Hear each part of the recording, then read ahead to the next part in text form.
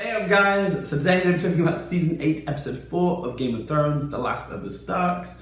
Not too sure why it's called that, but that's the title, and I'm gonna say it, I was let down by this episode. I feel it's very uneven, it's very muddled. This episode starts by showing us the aftermath and the fallout of the battle between the living and the dead at Winterfell, and it's a very mournful opening scene where the survivors are saying goodbye to the dead, and then the rest of the episode sort of shifts back into what you might call classic Game of Thrones, with characters scheming and discussing and, planning in dark rooms, coming up with what the next step is going to be, and see who's going to sit on the Iron Throne. There's so much about this episode that didn't gel with me, because there's bits of it that are good, but there's so many bits of it that just don't feel right or earned or what have you. I'm gonna say that I have had very mixed feelings about Season 8 as a whole. I thought maybe after the first few episodes of build up, so much good payoff was gonna happen, but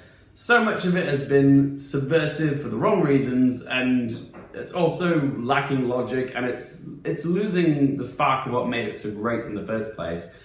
Because of Game of Thrones' humongous popularity, explosion into the mainstream, and now the fact that they've been doing the show without the guidance of George R.R. Martin's writing, the creators, Dan and David, have taken Season 8 into this place where it's all about fanboy payoff, and it lacks the nuance and intelligence of George R.R. Martin's writing. It's become all about shock factor and surprise and spectacle. But the characters have now become plot-proof, and this used to be a show where nobody was safe, and now pretty much every character that is a primary character has, gotten through the last 3 seasons unscathed. The show as a whole has lost something because of that. It's become very generic, it's become very Hollywood. The Last of the Starks does have some lovely scenes, but the overall consistency of this episode doesn't echo what a classic episode of Game of Thrones used to feel like. There's certain factors which are at odds from it working. For one, there's the feature-length duration, and it's annoying because there clearly is enough story to tell over a standard 10-episode season, but they decided to go with 6 feature-length episodes this season. And whilst that can work for an episode like The Long Night or The Battle of Winterfell, that works well because it's one main storyline that we're following, it's contained to one location, and it tells a typical story that you'd expect from a movie, a beginning, a middle, and an end.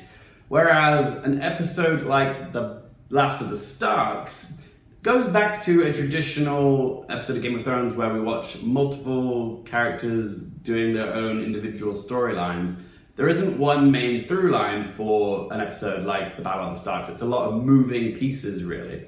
There's no beginning, middle, and an end. And for an episode to be that long and have that much going on, it doesn't quite work when there isn't no consistent beginning, middle, and end, really. There's no through line. The structure of this episode just doesn't sit right. It feels clunky and uneven as you're watching it. So let's talk about the good stuff in this episode, because there were some good bits in it. I did like the opening scene of this episode at Winterfell where the survivors are mourning the loss of the dead, and you see all the pyres outside Winterfell, and seeing just how many pyres and how many bodies were on them really gave you a sense of the loss that had happened, how much life had been lost. Yeah, that was a very touching scene. I particularly liked the bit where Sansa put the Stark pin on Theon's body, and he left the world of both as a Greyjoy and a Stark. Dany naming Gendry as the Lord of Storm's End and legitimizing him as a true Baratheon was a very nice moment. I thought that was a nice little way to shift the tone from mournful to celebration. The scenes between Tyrion and Varys I thought were great. That felt classic Game of Thrones, the meeting of minds, the discussing of tactics and what's best for the realm, and I just love it when we hear them talk politics between Tyrion and Varys. They always bring some interesting philosophical arguments to the discussion, and yeah, I thought that was good. That was tantalizing. The scenes between Brienne and Jaime were lovely. They finally got together. There's always been a will they, won't they vibe between the two of them, and yeah, I've always loved those two as a pairing. Brienne lost her virginity. Whoop whoop! But having said that, I did feel like Jaime's decision to go back to Cersei felt very rushed. But that's just it. So much of this episode feels rushed. Gendry proposing to Arya feels rushed. They had sex one time and he's already down on one knee asking her to be the Lady of Storm's End. As much as you love the characters, they haven't had enough time together for us to really feel that moment was earned. It's too much, too fast, rushed. The scene with Brienne felt very rushed. I mean, we haven't even seen much of Brienne this season. We haven't seen his character breathe, think, wrestle with any decisions. So when he came to his agreement with the Lannister siblings, it just felt very rushed. What is the deal with Ghost? The showrunners promised us the direwolves were going to be an important part of this final season, and as far as I'm concerned, they have not delivered that yet. What was with the non-goodbye that Jon had with Ghost? It wasn't emotional at all. He didn't even pet his dog. A complete missed opportunity for a lovely, touching moment. Just like, why? And then there's the scene where all the Stark kids are together and Jon tells Sansa and Arya the truth about his parents, and this scene was just colossally mishandled. This is a prime example of characters doing things just to keep the plot moving. Jon telling Sansa and Arya, even though knowing full and well Sansa was no way ever going to keep this secret. She couldn't keep her flapper shut for one scene, let alone one day. But yeah, literally tell Sansa so we can just basically spread this information like wildfire and make, you know, the plot unravel faster. And it's just like, ugh, blah, blah, blah. This whole scene with the Starks just completely irked me because so much of it just doesn't make sense.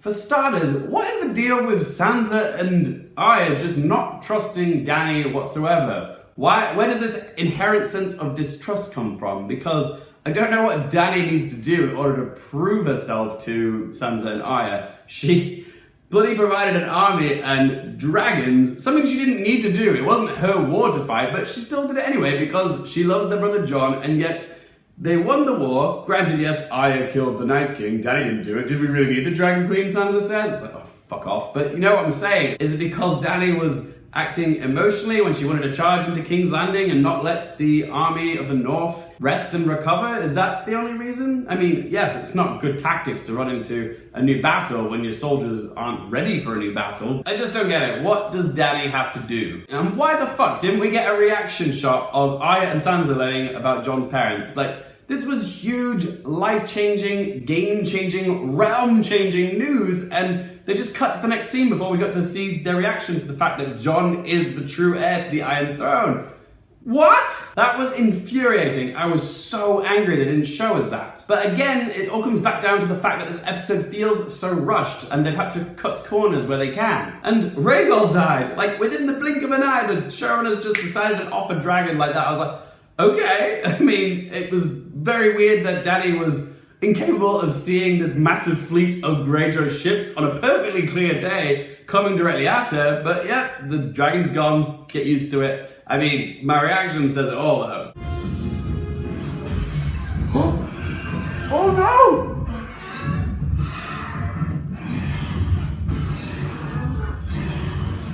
Oh!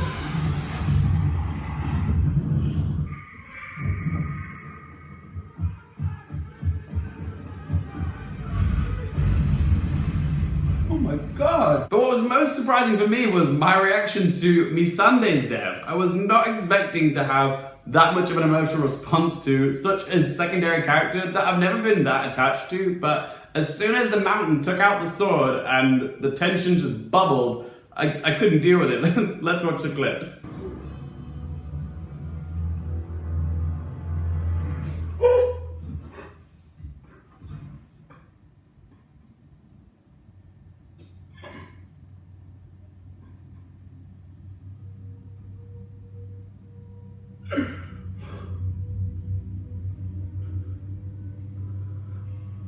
Oh god, Cersei, you are such a cunt, and I love to hate you. I always seem to have the biggest reactions when it's stuff to do with Cersei, like the Walk of Shame, or where Jaime left her, or when she blew up the Scepter Baelor, and now when she's just chopping off Dany's associates, you know, right in front of her. God, it was brutal, but I just love watching what Cersei does. That's the reason she's my favourite character, because yeah, I understand why she does the things that she does, and she gets it. It's why she didn't want to, you know, go peacefully, because she knows when you play the Game of Thrones, you either win or you die. There's no middle ground. She said it herself. Either she goes down fighting for the throne or, yeah, she wins. So, yeah, Cersei just gets it. And I love Cersei. I can't wait to see where they go in the next 2 episodes with her. I did find it weird, though, that Euron didn't have a reaction to the fact that Tyrion knew that she was pregnant. I mean, last time Tyrion and Cersei saw each other and Euron knew it was at the Dragon Pits, and that was before he knew that she was pregnant, so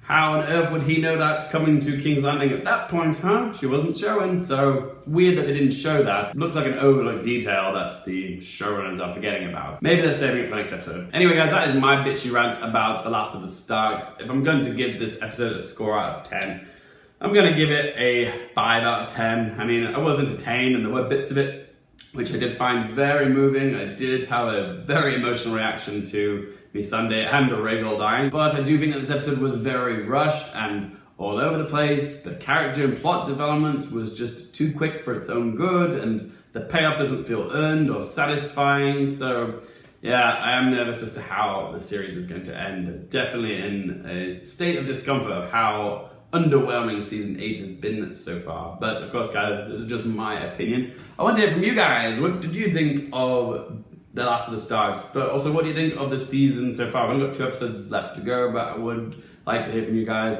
What do you think of the show's quality? What do you think the last 2 episodes are going to take us? What do you think is going to happen? What do you think? Be sure to let me know in that comment section down below. If you guys like my channel, want to help us out, remember to hit the thumbs up or subscribe if you haven't, and yeah, if you want to follow us on Twitter or Instagram, all that information is down there in that video description. Thank you guys so much for watching. For more things related to movies, TV, and popcorn culture, I'm Luke Airfield, and I'll see you next time.